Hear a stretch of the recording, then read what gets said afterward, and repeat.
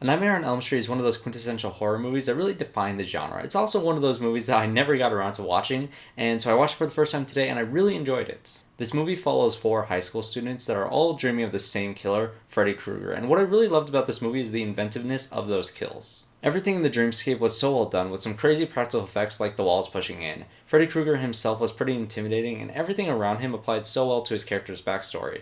In all the dreams, it went from locations relevant to the dreamer, blending with the boiler room where Krueger was killed.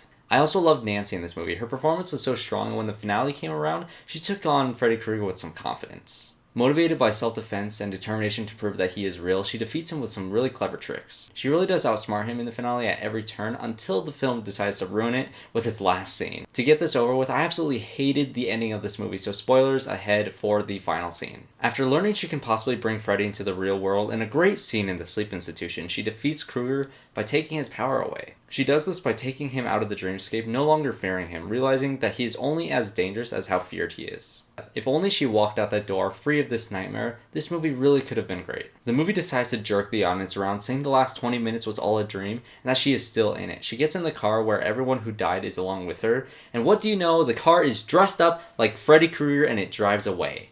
Why? I really did love the finale up until this point, but it really did sour the entire thing for me.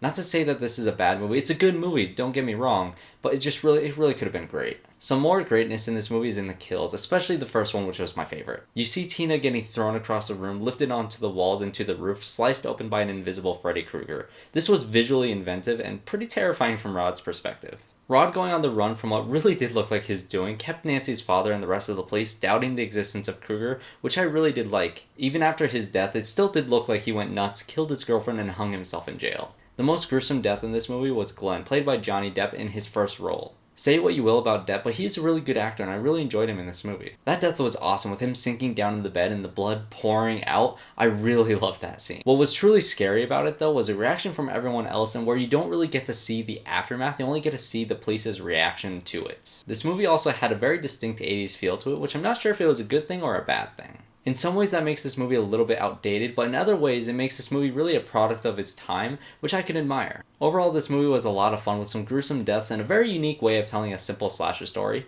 It's really only that ending that bothered me so much. This will conclude day 8 of the 13 days of Halloween. New horror reviews coming out every single day up until the 31st, so subscribe to the channel to see that, and the Talking Movies podcast. I'm also on Twitter at the UR Movies, and thanks guys so much for watching, and I'll see you guys all in the next review.